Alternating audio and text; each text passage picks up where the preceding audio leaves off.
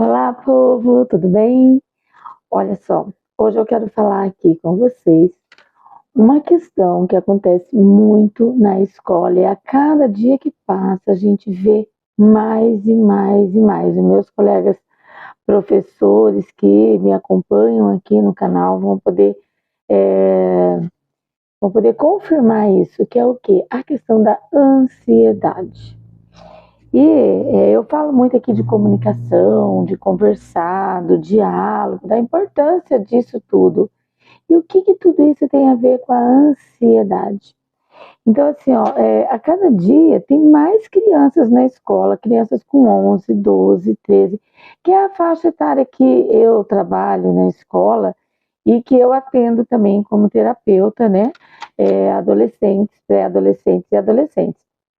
E assim, tá muito grande. Toda sala de aula tem dois, três adolescentes que falam, verbalizam: ah, professora, é que eu sou muito ansioso, ou eu tenho crise de ansiedade, ou aquele aluno que a gente vê que realmente está com palpitação, está com as mãos suadas de ansiedade, tá? Então, assim, é uma questão bastante atual? É, é. Porque eu posso dizer que eu tenho 20 anos de sala de aula. 20 anos. Depois da pandemia aumentou muito, muito, muito mesmo.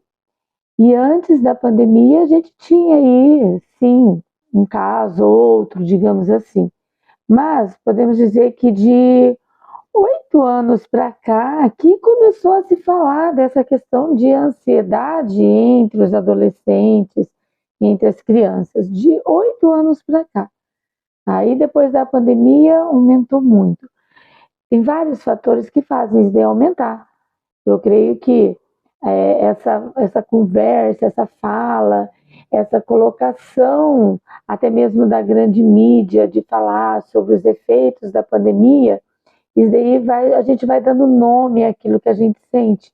Não que antes a gente não sentia, mas agora tem um nome, né? É ansiedade. Eu tenho ansiedade, eu sou ansioso. Visto que esse efeito contágio também faz parte disso daí, tá? Mas essa ansiedade, ela tem as suas causas. O que causa uma ansiedade ali num pré-adolescente? Então, tem vários motivos. Vamos colocar aí, ó, cobranças excessivas, muita cobrança, expectativas, tá? Eles colocaram uma expectativa, às vezes na escola, às vezes no colega, às vezes na aula, às vezes no professor, tá? Expectativas, excesso de dúvidas. Então, assim, às vezes ele está com muita dúvida ou não tem com quem conversar, não consegue perguntar. Então, esse excesso de dúvida, a incerteza, causa essa ansiedade, né? O não acolhimento, o não se sentir capaz, né? Então, tudo isso daí provoca ansiedade nos adolescentes. E, voltando ao meu ponto, naquilo que eu acredito, que é o quê? A conversa, o falar, o estar aberto a ouvir. Lá em casa, isso, né? Lá em casa. Então, isso daí faz toda a diferença. Então, quando eu falo que tudo se resolve numa boa conversa, é lógico que a gente não vai esperar uma cura ali só na conversa, mas a conversa, o falar, o acolher ajuda muito, né? Por que a gente tem muitos casos na escola? Por que muitas vezes a mãe nem sabe com o aluno que o filho tem isso e é a escola que comunica? Porque o filho não vai falar em casa, ele não fala em casa, porque ele percebe o ambiente e a falta de acolhimento naquele ambiente. Mas daí ele vai falar onde? Na escola, para um determinado professor ou professora, aquela professora que dá aquele olhar de acolhimento para aquilo que ele está sentindo. Por que muitas crianças, adolescentes, já teve casos na escola onde eu trabalho, da criança tomar muitos remédios lá na escola, uma tentativa de suicídio na escola, Por quê? Porque lá a criança sabe que, de certa forma, ela vai ser acolhida. Alguém vai estar olhando por ela. Então, é uma maneira de chamar a atenção ali. E a ansiedade é a mesma coisa. Quantos e quantos alunos que eu já atendi na questão de crise de ansiedade na escola. E quando você vai conversar, ela fala assim: ah, eu não falei nada, ou minha mãe não sabe, ou não conversei com ninguém sobre isso, estou conversando com você, com a senhora, com a professora sobre isso. Então, é essa falta de acolhimento. Mas daí não que eu estou colocando a culpa nos pais, tá? Não é culpa, porque muitas vezes, e na maioria das vezes, os pais estão nesse mesmo processo, tá? Estão nesse mesmo processo de ansiedade, de crise de ansiedade, e isso daí acaba influenciando o próprio filho. Então, como que o filho vai ter em casa condições e ambiente para chegar e falar para os pais?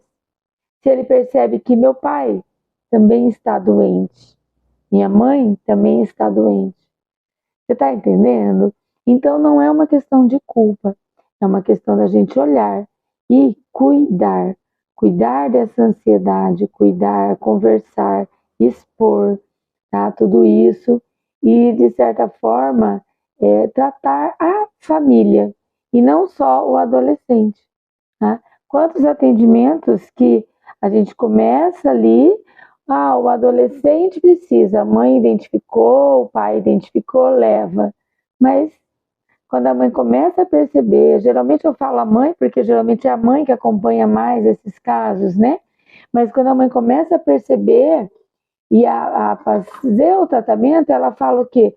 Nossa, eu estou precisando mais que meu filho, né? O pai, a família como um todo está precisando, né? E daí é que começa um tratamento, uma terapia familiar.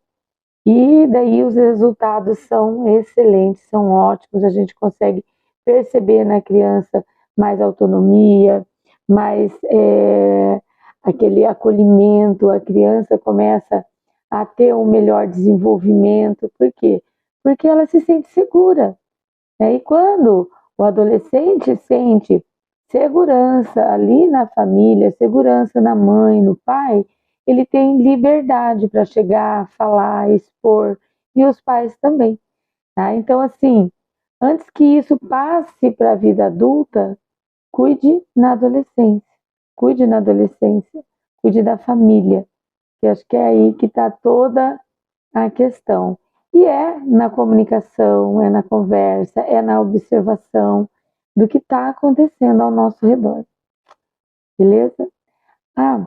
Eu sou terapeuta holística, né? Eu faço atendimentos individuais e tenho um grupo também de WhatsApp, onde a gente coloca conteúdo, conversa, tira dúvidas, né? Eu vou deixar o link na descrição desse vídeo, você pode entrar, pode acessar, né? Para a gente poder começar a desenvolver esses emaranhados aí que muitas vezes vão tomando conta da família como um todo, ok?